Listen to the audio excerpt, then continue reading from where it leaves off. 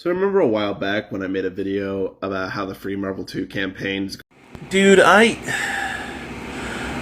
have never met someone who I both agree with and think has a worse take in my life. Look, I don't give a shit about Maximilian Simps or whatever. If you like him, great. If you don't, that's great. But this whole take really ignores everything about the video game business.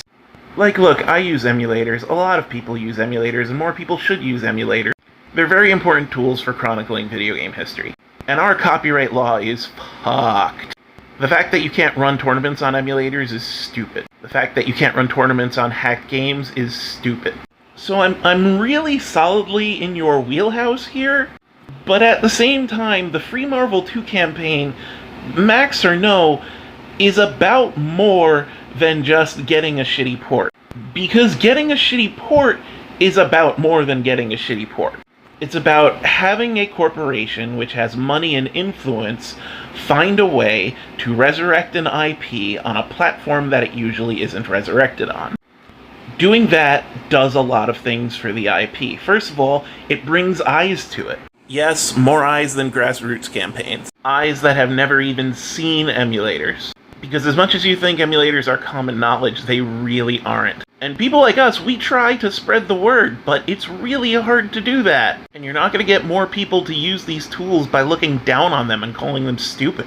Also, and I've said this in almost all of my videos, gaming is a business. And I have a lot of problems with how the gaming business is run, but if you want companies to take notice in ongoing IPs like the Marvel vs. series, you have to prove interest. And you have to prove that interest with money. They only care about the dollars that they make. And while, once again, I have no problem with playing games on emulators, I do it all the time. In fact, I will probably end up using Fightcade more than I would any port of the game. I would still buy that port because I want to support interest in the game. And if you can't buy that port, you can't show your interest. And that doesn't just mean interest in the IP itself. It means interest in the style of mechanics. It means interest in versus games in general. It means interest in sprite-based games. It means interest in anything Marvel 2 stands for. Is it dumb that this is how companies gauge interest?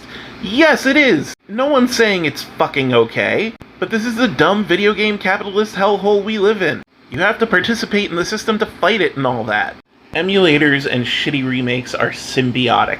Right now, they both exist to support each other in video game history and video game chronicling. And it would be a lot better if our ports weren't as shitty, but you're not going to get that by just never requesting it. Demand that shitty port, and demand it be less shitty. And that's my argument even without going into the legal side of things, which is a whole other bag of worms.